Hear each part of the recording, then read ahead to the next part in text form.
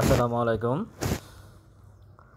আজকের ইন্ডেক্স আলোচনায় যদি বলতে চাই 1142 কোটি টাকার লেনদেন হলো,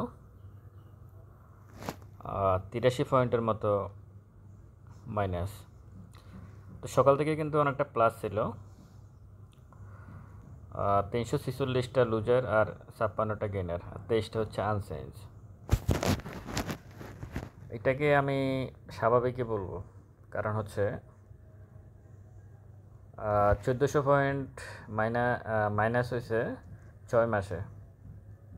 ফ্লোর তোলার পরে 1400 পয়েন্ট মাইনাস, সেখানে 5 দিনে 700 পয়েন্টের মতো প্লাস হয়ে গেছে। সুতরাং একটা কারেকশান হওয়াটা একেবারেই একদম স্বাভাবিক একটা বিষয়। এখন কেউ যদি মনে করে যে না, মার্কেট এখান থেকে শুধু উপরের দিকে যাবে, তাহলে যারা মনে করে তারা মনে করতে পারে, সেটা ভিন্ন বিষয়। গেইনারে যদি দেখি আজকে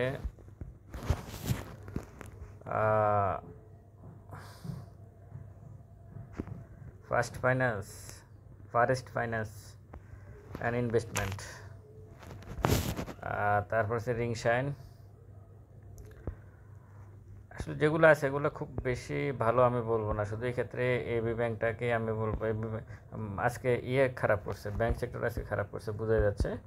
এই গত কয়েকদিন ব্যাংক সেক্টর খুবই ভালো করছে, কিন্তু আজকে এসে ব্যাংক সেক্টর শুধু এবি ব্যাংক হল্টেড আছে, আর আইএফআইসি ব্যাংক একটু ভালো করছে। এছাড়া খুব বেশি কিছু হয় না। কিন্তু লুজারে যা আছে বেশিরভাগই কিন্তু দেখলাম যে এসব প্রথম থেকে যা দেখতেছেন সবগুলা হিমাদ্রি, এফএক্স ওয়েবিং, কেবিএস, যাই হোক এগুলো যা আছে এগুলো সবগুলোই কিন্তু এসএমই সেক্টরের শেয়ার। আর ভ্যালুতে যদি দেখি জিপি এখনও কেনার মতো অবস্থায় আছে, আমি মনে করি জিপি এখনও কেনার মতো আছে। বলি আমি যদি দেখি আইএফআইসি ব্যাংক, কেয়া কসমেটিক, এবি ব্যাংকটা আসলে আর কতটুকু উপরে যাবে বলা মুশকিল, কারণ অনেক নিচ থেকে শেয়ারটা উঠছে। শেয়ারটা প্রায় 60 টাকা থেকে উঠছে, 8, 9, 10, 11, প্রায় 11 টাকার কাছাকাছি আছে এখন, 4 টাকা বাড়ছে। আসলে এখানে কতটুকু ইনভেস্ট করা যায় এটা আসলে দেখার বিষয়। আমার কাছে মনে হয় আর সামনে এখান থেকেও ইনভেস্ট করাটা কতটুকু যুক্তিসঙ্গত হবে এটা দেখার বিষয়। প্রফিট থাকলে মনে হয় বের হয়ে যাওয়াই ভালো। যাই হোক, এরপর আছে ওয়ান ব্যাংক। এই ওয়ান ব্যাংকটা একটু দেখি, ওয়ান ব্যাংক কী অবস্থা। ওয়ান ব্যাংক অনেক উপর উঠে গেছে, কারেকশন হওয়াটাই স্বাভাবিক। লঙ্কা বাংলা ফাইন্যান্স এটা অনেক উপর উঠে গেছে, যদিও ফ্লোরের কাছাকাছি যায় নাই, কিন্তু উপরে উঠছে। এগুলোতে আপনি ট্রেড করতে পারেন, এগুলোতে ইনভেস্ট করতে পারেন, কিন্তু আপনাকে অন্তত 3-4 বার একটা শেয়ার কেনার মতো টাকা থাকতে হবে।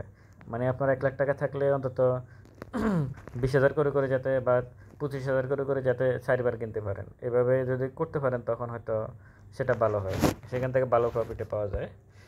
যাই হোক, যদি আমরা আসি, কালকের সাথে আজকের কিন্তু কোনো মিল নেই মার্কেটের। গতকাল 1609 কোটি টাকার মতো লেনদেন হয়েছে, সেখানে আজকে মাত্র 1142 কোটি, তো এটা খুবই কম ভলিউম। ক্যান্ডেলটা যদি দেখি, ক্যান্ডেলটা মোটামুটি ভালো জায়গায় আছে। ভালো জায়গায় বলতে ক্যান্ডেল ভালো, কিন্তু ভালো জায়গায় নাই। ক্যান্ডেলটা ভালো জায়গায় নাই, ক্যান্ডেলটা ভালো কিন্তু ভালো জায়গায় নাই। আপনি দেখেন এই ক্যান্ডেলটার সাথে এই ক্যান্ডেলটা মিলে আছে। এখানে যে ক্যান্ডেলটা, আমি ঠিক যেখানে আছে এটার সাথে কিন্তু এই ক্যান্ডেলটার অনেকটা মিল আছে। হ্যাঁ, অনেকটা মিল আছে। তো এটা দেখেন, এটা প্লাস এটা একই, একটু বড় আর কি, কিন্তু সেম। আর ভলিউম যদি বলতে চাই, ভলিউমটা গতকালকের তুলনায় আজকে অনেক কম। এটা একটা যদি আজকে কম, যেহেতু অনেক কমে গেছে, আগামীকালকে হয়তো ভলিউমটা বাড়তে পারে। ভলিউম বাড়লে সেটা ভালো। তবে আমার কাছে, আমি যদি বলি, কালকের দিনে হয়তো মার্কেট খুব বেশি ভালো থাকার সম্ভাবনা নাই, কারণ যেহেতু একটা লাল ক্যান্ডেল আসছে, ভলিউমও কমে গেছে। স্বাভাবিকভাবে অনেক উপর উঠছে ইন্ডেক্স, সেখান থেকে অনেক উপরে বলতে ফ্লোর প্রাইসের মতো তার হয় নাই, কিন্তু খুব অল্প সময় অনেক উপরে উঠছে। ওখান থেকে একটা কারেকশান হতেই পারে, এটা হওয়াটাই স্বাভাবিক।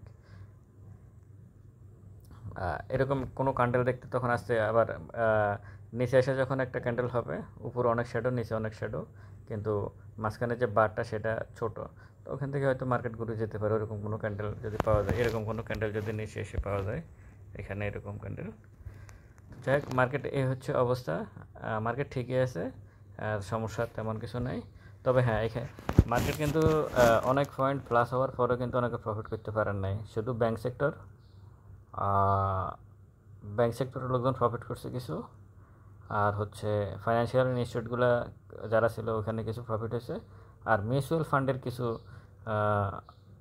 ভালো করছে। মিউচুয়াল ফান্ডও একটু ভালো। এর বাইরে কিন্তু খুব বেশি ইঞ্জিনিয়ারিং বলেন বা সার্ভিস অ্যান্ড রিয়েল এস্টেট বলেন বা টেক্সটাইল বলেন, হ্যাঁ, এরা কিন্তু ইন্স্যুরেন্স বলেন, এরা কিন্তু খুব বেশি প্রফিটে নেয়। তবে হ্যাঁ, হয়তো এরকম হতে পারে, যেটা আগে ছিল নর্মাল বাজারে যেটা হয় সেটা হচ্ছে যে এখন ব্যাংক বাড়ছে, মিউচুয়াল ফান্ড বাড়ছে, এরপর অন্য সেক্টর বাড়বে। এই সেক্টরে একটু এখান থেকে সেল করে অন্য সেক্টর আবার বাড়াবে। এটা হচ্ছে সিস্টেম এবং এটাই সুন্দর সিস্টেম। কিন্তু এগুলো সব কিছু ধ্বংস করে দিয়ে গেছে এই গত সরকার। যাদেরকে বসাইছে তারা নিজেরাই দুর্নীতিবাজ ছিল, সরকারও দুর্নীতিবাজ, তারাও দুর্নীতিবাজ। অনেক কিছু বলতে পারে নাই। এই যে কিছুক্ষণ আগে দেখলাম যে ডিবিএর নেতারা বসে বসে এখন তাদেরকে গালিগালাজ করতেছে, খায়রুল হক আর শিবলি রুবায়তুল ইসলামকে। তো এই হচ্ছে অবস্থা এই দেশের।